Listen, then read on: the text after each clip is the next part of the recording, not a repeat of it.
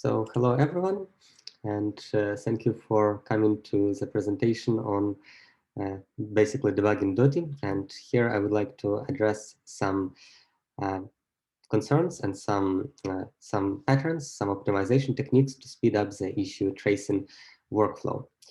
So what is this talk all about? During my work here at LAMP, I have been continuously faced with the need to fix various issues, or at least to figure out the root cause of why an issue happens. And I have noticed that very frequently this work involves doing patterns in your workflow that are pretty repetitive. So sometimes you need to, for example, print the name of the value of a variable. Sometimes you need to go to a certain place in the code base. And what this talk is all about is how to optimize these repeating patterns. And basically the recurrent theme is reduction of the cost of experiment. So your experiment may be going to a certain place in the code base, outputting a value of a variable, etc., etc., etc. So why exactly a reduction of the cost of experiment is important? And by cost of experiment, I mean the time it takes to run an experiment and also the effort it takes to run an experiment. Why exactly is that important? So the obvious thing is that if it takes less time, you debug faster. But less obviously, if you have your experiments cheap, they become disposable, and it becomes less big of a deal for you to do these experiments. And it means that you will do more of them, you will output the values of more variables, you will go to more places in your code base just because you can. And this will yield more information that may prove crucial for fixing or figuring out why that issue happens. So in this talk, I would like to first address these essential parts that go into debugging. So basically, these recurrent patterns in the debug workflow that repeat from issue to issue. Then I will introduce techniques for how to address them. And the techniques, I have implemented them in my text editor, in my favorite text editor, Sublime Text. But the techniques are applicable from code base to code base, from editor to editor. And the point is not the implementation, the point is techniques themselves. And finally, after introducing the techniques, I'll show a little demo how it works on my setup. I'll show how the setup works to fix, to figure out why an issue happens. Right, so what essential parts come into figuring out why an issue happens? What exactly parts come into troubleshooting? I have identified 3 parts that are essential to this process. First part would be reproduction, and this one is pretty obvious because to reproduce, to figure out why an issue happens, to troubleshoot, you need to first reproduce it on your own machine. And this is not as trivial as might seem, because if you do not have the right setup, then you risk ending up with a mess where all your issues are in one place, and it's hard to navigate, it's polluted with the output of the compilation, etc. And less obvious, you also need to approach with the same rigor the scripts and the commands that go into reproducing an issue. And the reason to that is that sometimes the commands are non-trivial and you want to remember them. And sometimes actually you want special flags to be used in the SBT commands to reproduce the issues. Next part of that is essential to troubleshooting is navigation through the code base. So once an issue happened, you want to know why exactly it happened, what exactly in the code base triggered the issue. And to do that, you need to quickly navigate to interesting parts of the code base. And finally, this is something that I call situational awareness. It's not enough to just navigate to the interesting code fragments. You also need to understand what's going on there, and you want to do that fast. You want to gain the awareness of the situation that the compiler is in at the code block that is interesting to you. And this is what situational awareness is. Right, so let us just see what goes into what techniques you can use to speed up these 3 parts of the troubleshooting process. Reproduction, first thing is reproduction. So obviously, if you're working with issues a lot, you want them structured well, and it is a no-brainer that you might want them to end up in a folder that is separate from all of your other work. I call this folder an issue workspace. It is there on the screenshot called playground. Also, it is a good idea to separate your issues into separate folders. Like for instance, in this case, as you can see, every issue has a separate folder, and also files related to that issue go in that folder. And another thing is that you want to save the commands that go into reproducing your issue into a separate script, into a separate file. In my case, it is a file called launch.iss. So what this file contains is a simple SBT command that you use from the Dotty SBT REPL to reproduce the issue. And if you look at this command, it is just plain SBT command. And the only weird thing about it is this $here thing. And $here is a variable that points to the directory where the issue is located at.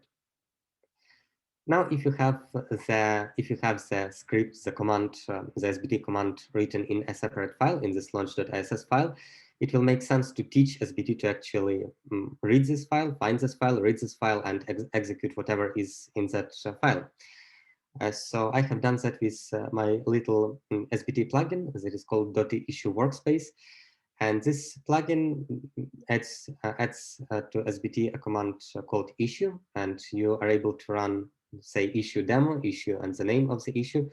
And what it will do is it will go to the folder of that issue, to the launch.iss file, and it will do whatever this file tells it to do. Well, if you have such a nice file to reproduce issues, it might make sense to teach it a bunch more useful tricks. So first trick that this reproduction file can do is it is able to have also bash commands in them, prefixed via a $sign.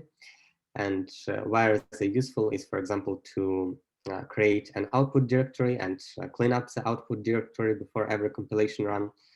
Next, every scripting language, every programming language should have commands for obvious reasons. They are useful to disable certain parts of code easily. So that's what is supported here with hash symbol. Next, there is a problem that SBT commands to reproduce issues, they might get bloated. And the reason for that is that there are lots of flags that are used for debugging. And if you use a lot of flags, you might end up with a big command.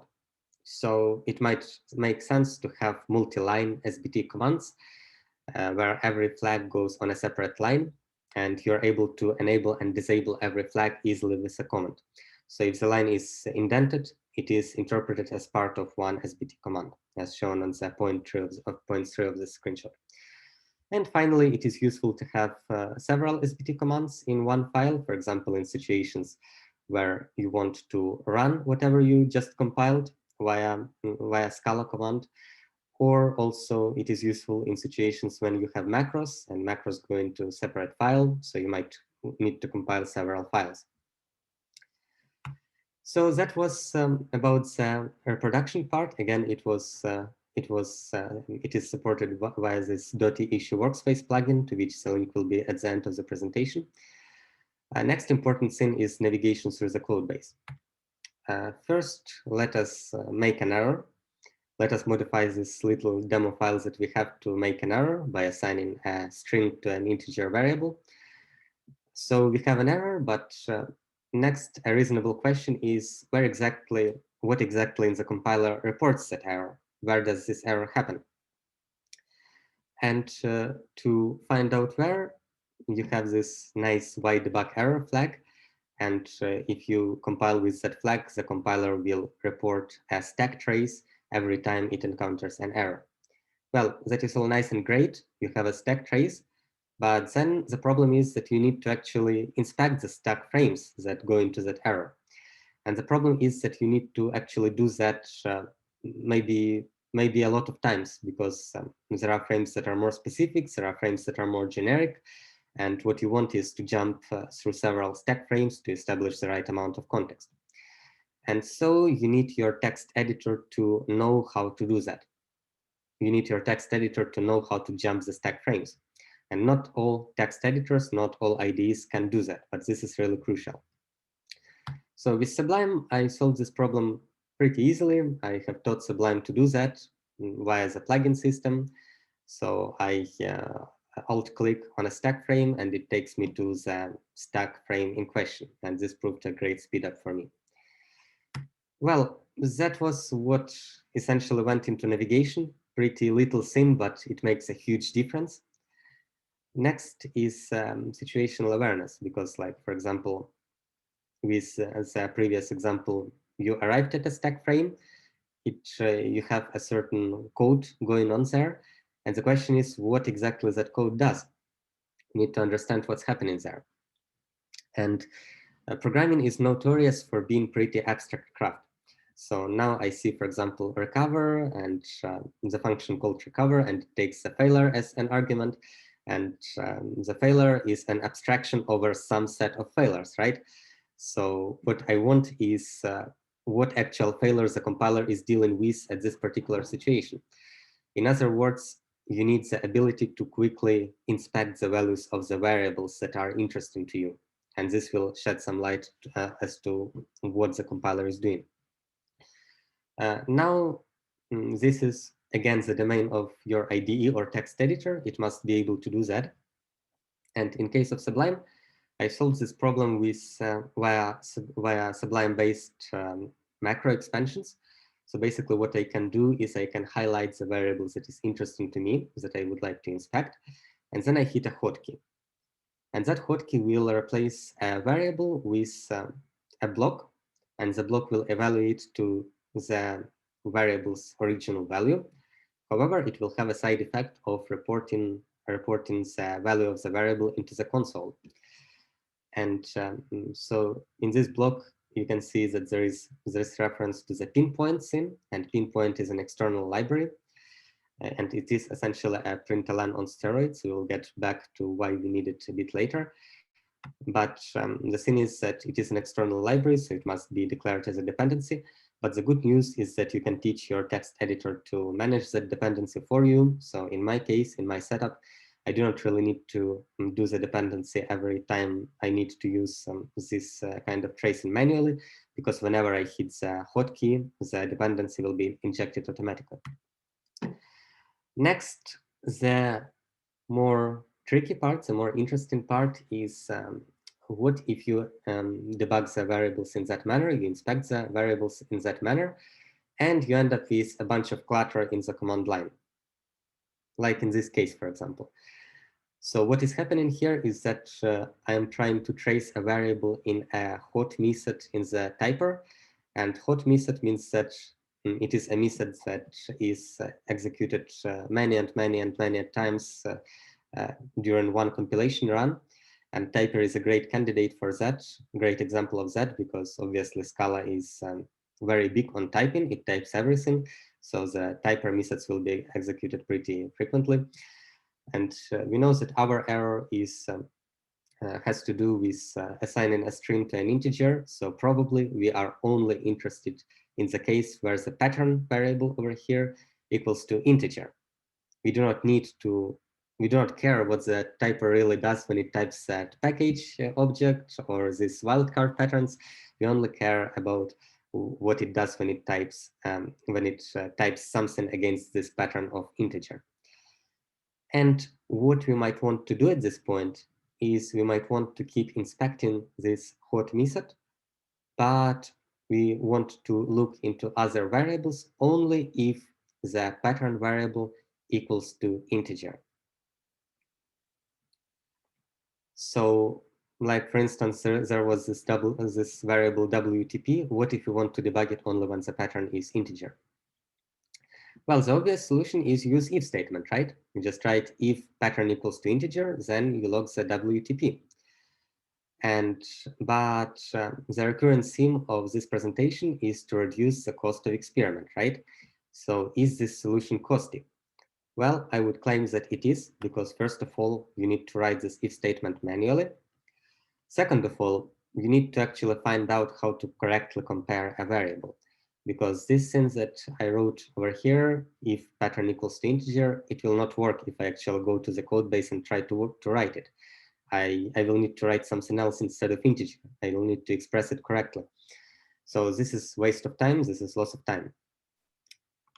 Finally, there might be situations when the variables that you're trying to predicate upon is out of scope at the place where you're trying to predicate upon it. So then you will have to figure out how exactly to obtain the value of that variable from that place. And this brings us to an alternative solution. What we can do is predicate not on the value of the variable, but on the line number of the log statement that prints it. So if you look at our log on the previous slide, we are interested in when pattern equals to integer, what is the number of the log entry which prints it? It is number 7. So we might want to say that we want to output the variable WTP only when the current log line is 7. But I mean, that doesn't make a lot of sense, right? Because we are predicating the log output on the log output. So it might lead to all sorts of weird things. And the solution to that is to have actually 2 log feeds, 2 or more. In this case, 2 log feeds. First log feed is the log feed that we have just seen, and it is called a predicating log feed. And this is the log feed that we are predicating upon to output the second log feed that will be visible to the end user. And so we end up with 2 log feeds, one upon which we predicate and another that is user facing. And to illustrate this concept, let us go to a simpler piece of code. And this is a simple piece of code that, however, have a great potential for clutter, to output a lot of clutter in the log. So we have here 2 nested loops. The first loop iterates I from 1 to 10, and it squares I. The second loop iterates x from 1 to the squared value of I, and then it cubes x. And then you can see a lot of log statements interspersed there. Now, let us look at what these log statements take. So they are pinpoint log statements, as we have seen in the compiler. So first, they take the string that is to be output into the log. The second argument is num is the ID of the feed to which it will be output. And the idea is that the feed number n is predicated upon the certain line of feed number n minus 1. So it means that we can write to feed number 1 only if the feed number 0 is in certain position, is on certain line. And so we have here the 3 feeds. And by the way, the third argument here is s, and it is exactly a variable, an object that contains the information about these lines of the feeds that predicate their subsequent feeds. So let us see how the output might look like in question, might look like in practice. So for that code, we have here the 3 feeds in question. To the left, we have feed number 0, then we have feed number 1, and then we have feed number 3. And the feed number 0 outputs only what the code told to go to the feed number 0, which is basically the values of the index variable I. But then things get interesting because we get the feed number 1, and that feed number 1 is allowed to be written to only if feed number 0 is at line 4. So it means the cubed values over here in question, they will be output only for the case when I equals 4. So again, just for the reference to go to the code base, we see that first we get first we have the feed number 0, and it gets all the I values, and then we have feed number 1 that gets the cubed values for x from 1 to I squared. And we can continue like that recursively. So we can have the feed number 3, and we can have feed number 2, and the feed number 2 will be predicated on a certain line of feed number 1. So basically what is going on here is that instead of saying output me all the cubed values, but only when I equals 4, we found a more general way to say that. We say found output these things that we are interested in only when the log that outputs the I value is on line 4. And so we no longer need to think about how exactly to express, to compare against a variable of a certain type. We no longer think about whether or not it is in scope or not at the place where we want to compare against it. And we no longer care about writing the if statement in question manually, because everything is so uniform. So if we have such a nice system, it makes sense to speed up our workflow by making our editor, our text editor, aware about having this system in place. And I'm using Sublime here, so I have taught Sublime to communicate with the pinpoint library.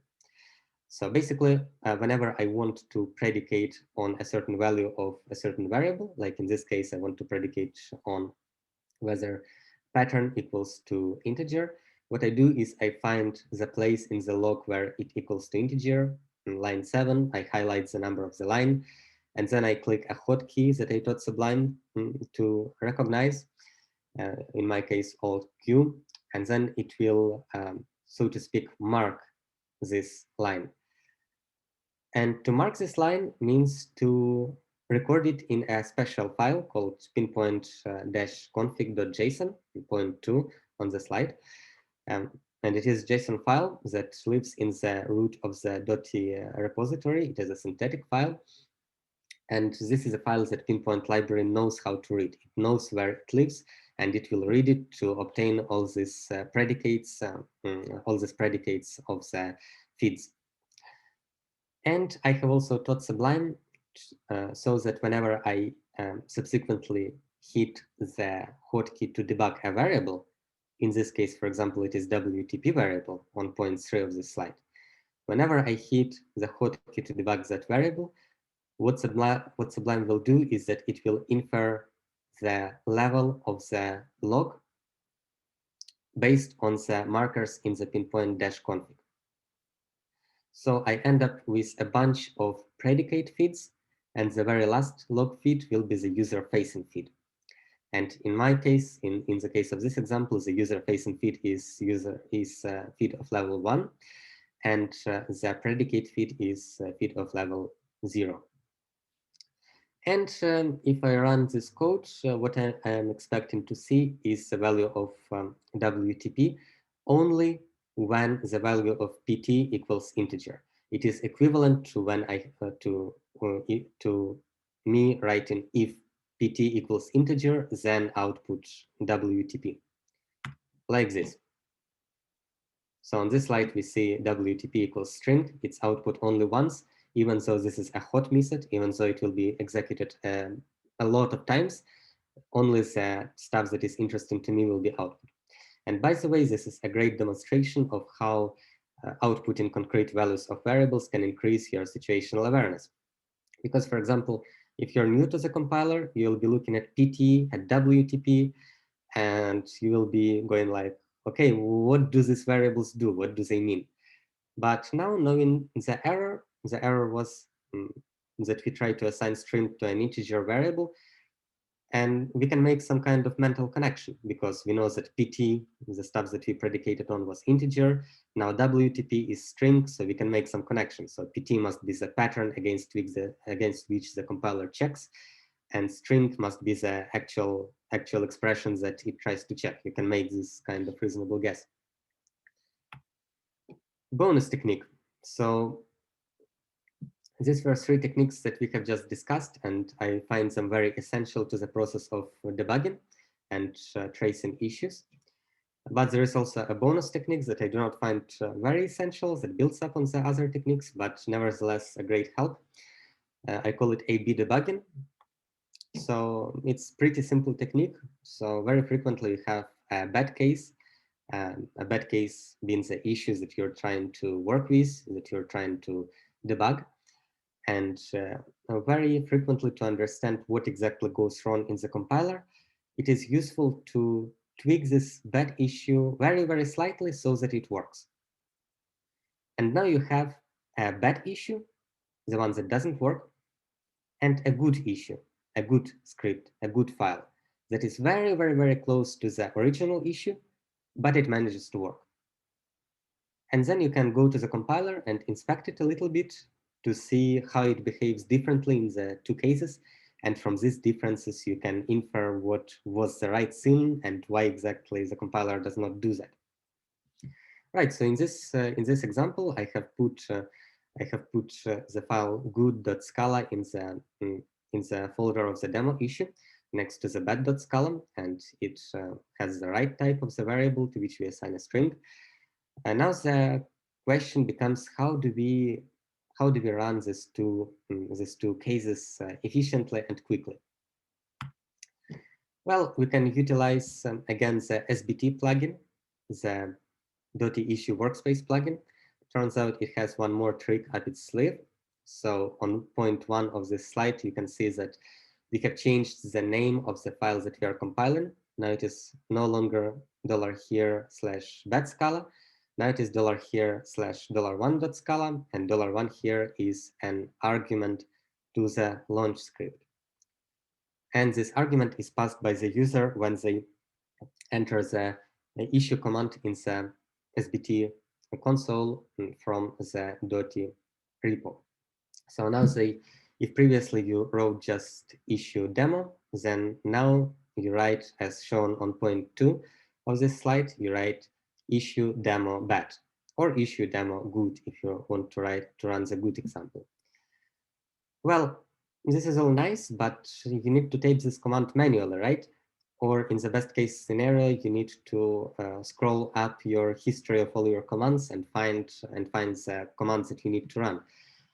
And this can be a little bit tedious. And remember, the main theme of this presentation is that you need to reduce the cost of your experiments. Running bad case or running good case shouldn't be an issue to you. And so it makes sense to teach your editor to bind to run your good case and bad case on a click of a hotkey. And that's exactly what I did here. I implemented this little AB debug plugin, and what it does is it is able to create a little template for you, a JSON file, and the JSON file describes all the cases you have related to this issue.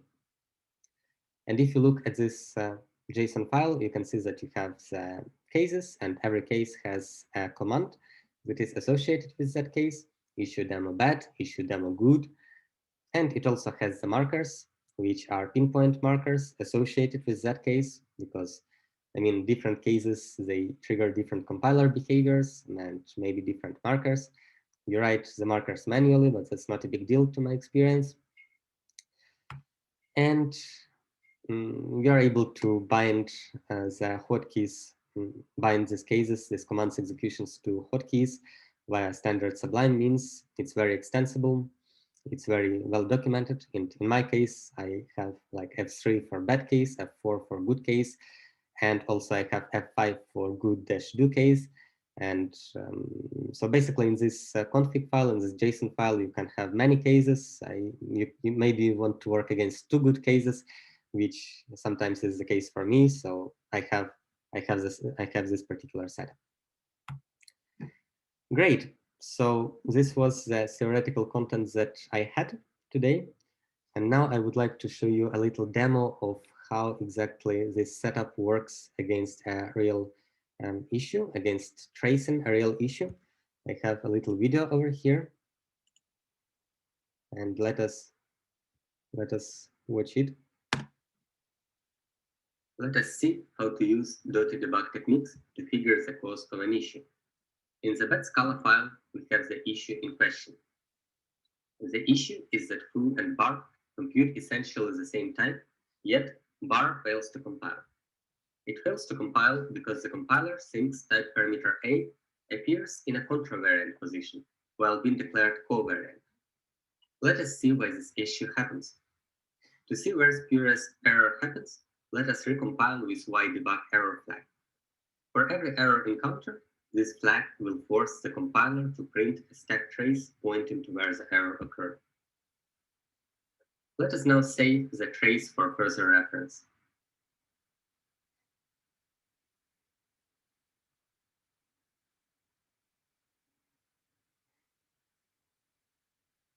Now let us go to the error site occurrence. The very last couple of frames typically define error reporting logic and aren't very interesting. So let us jump to the first frame that appears to be an actual program's business logic. We can see that the error occurs because variance conforms check failed. Let us now get more context as to where this code is executed from. To do so, let us go a bit shallower through the error trace to obtain the whole picture. One of the frames that may help us establish the context is the post-typer frame. Post-typer is one of the phases of the compiler, and having it in the stack trace indicates that the error occurred in that phase. This is a valuable piece of information to help us orient in the code base and establish context. Let us see what is happening there. Apparently, post-typer tries to run some checks on a lambda. Which exactly lambda? Let us find out by debugging the variables involved.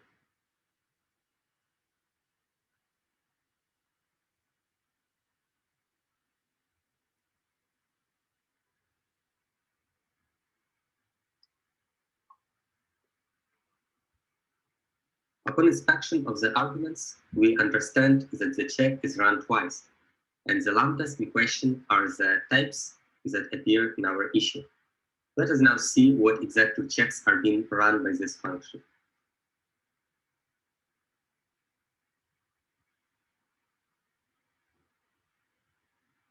As you can see, the comment to that function indicates that its task is to check variances of a type lambda. Upon further inspection, check lambda is where the error actually happens. Now let us investigate what in the code triggered the error. The compiler errors because apparently variance conforms returned false. There is a variance computed by the compiler and a variance derived from the type parameter sign, and the two did not match. Let us test this theory by debugging the variables involved.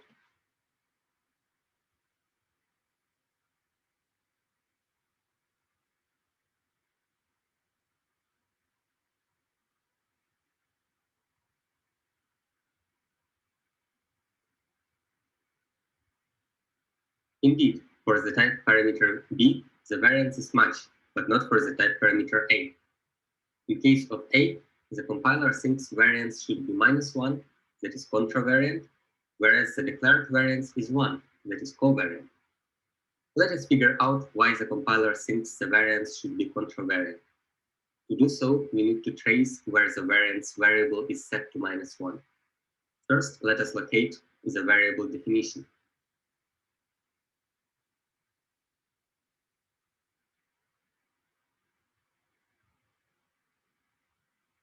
Next, let us instrument the variance variable with a tracer. This way, we will know where exactly this variable is set.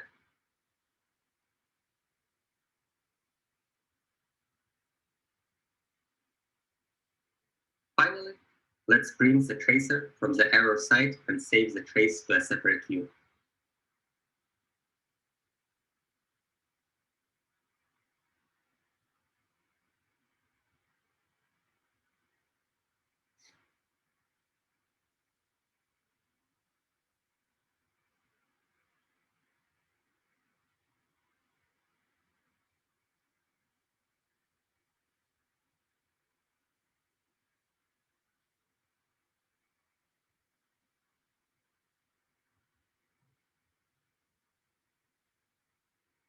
Upon some exploration, we see that the variance setting happens close to the error site itself.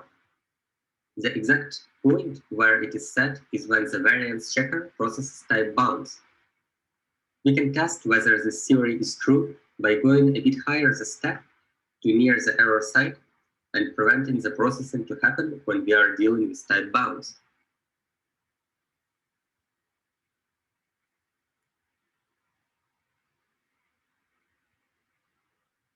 As you can see, the error goes away, thus confirming what we have just learned. We have just seen how the ability to navigate stack frames and debug variables can help you debug complex code bases. The concrete implementation shown is done via Sublime Text plugin system. All right, so that was a little demo that I wanted to show you that demonstrates how my setup works against the issues to help you trace the issues. So if you want to try out my particular setup, it is available on GitHub. So there is this instrumentations for the Sublime Text available via the first link. But if you're not using Sublime Text, there is Dotty issue workspace, which is an SBT plugin that is available on the second link. And also, I would like to reiterate the point that it is not really about the setup. It is not about the text editor. It is about ensuring that your text editor of choice has all the capabilities required for convenient work with the issues when you're dealing with issue tracing. And if you need any help, either with this solution demonstrated here, or you need help setting up your environment for efficient issue fixing, don't hesitate to reach out to me. Let's chat, let's discuss that. And you can find me via email. I mean, yeah, I think there are not many external contributors here. So yeah, you know where to find me otherwise on Slack. So yeah, questions. If there are any questions, feel free to ask.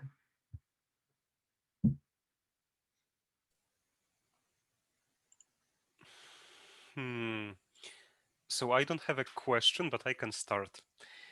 So I think this is an excellent idea, and I've actually been doing the same, but in my own way. So we can start by We should talk. showing what I've been. I mean, I've basically been doing the same, except that I have hacked Emacs to do what you show, and instead of implementing my own library for tracing, I've been using Dotty traces, and I've actually added some support to Emacs for dealing with Dotty traces. So yeah, we should talk. Yes, it wasn't entirely clear. So are you familiar with Dotty traces, like the stuff in trace? Yeah, but I never Scala? use them. Okay, and why exactly?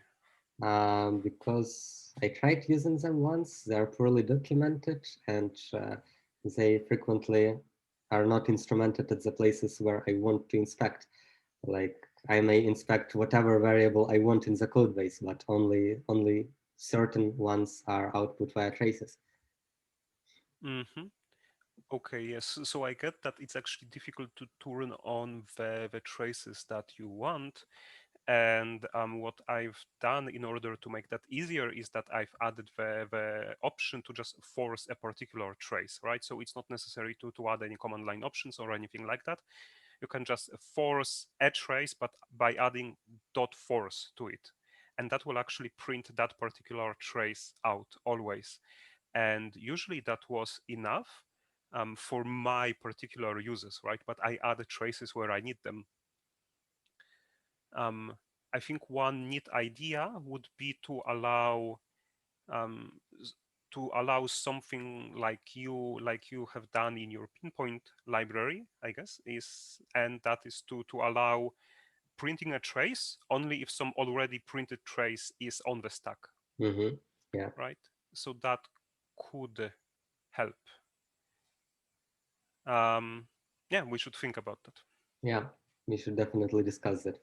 Okay, so I don't want to take up too much time if anyone else has any questions.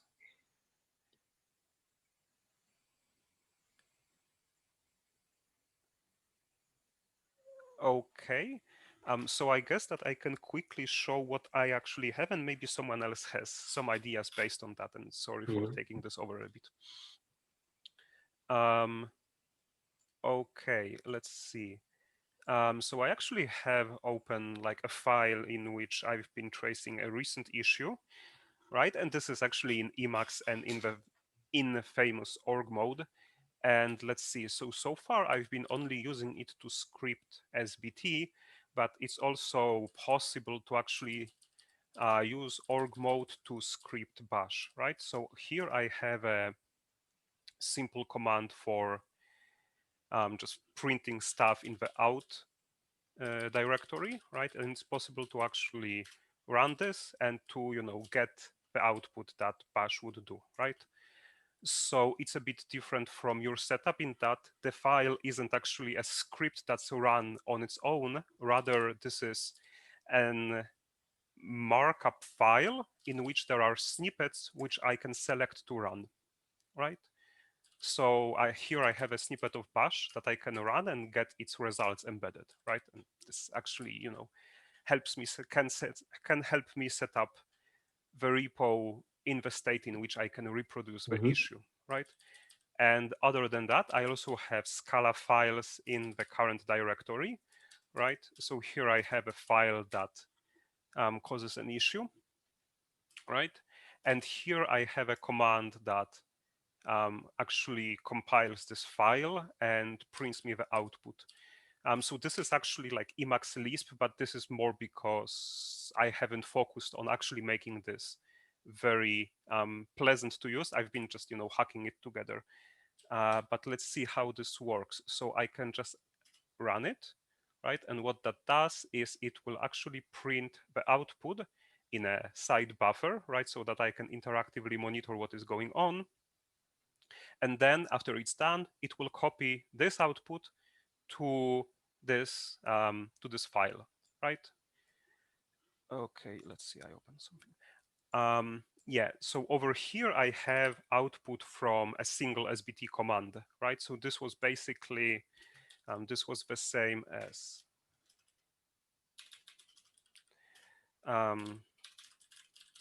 SBT Scala C issue I11455 Scala, right?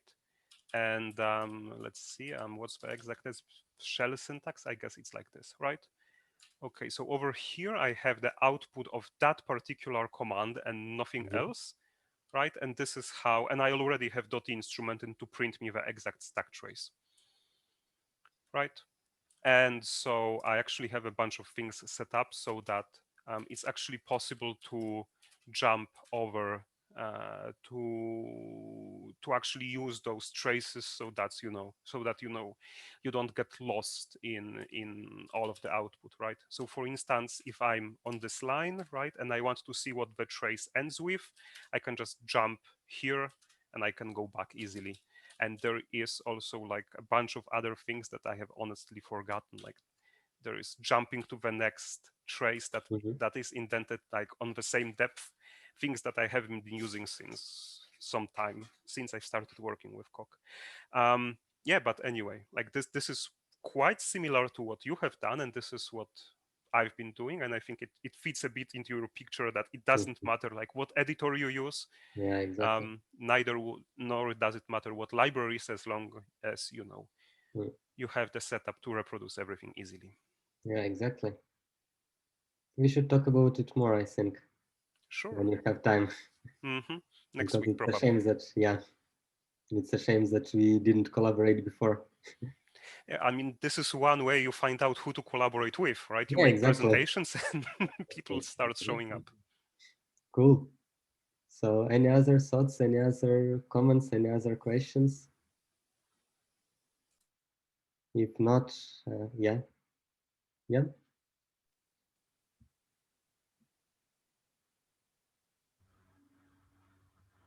Thank you, Tony. That was very interesting. I think it's good how you the techniques you developed is very highly automated. So I hope you find lots of bugs with it.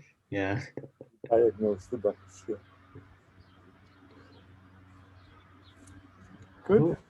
Yeah, so if no more points, no more questions, then thank you everyone for the attention. Again, if you're interested, then reach out. And yeah, have a nice day then. Thank you. Yeah, bye bye everyone. Bye bye. Martin, so can you stay for a second? Do Yeah. you have the time? Sure.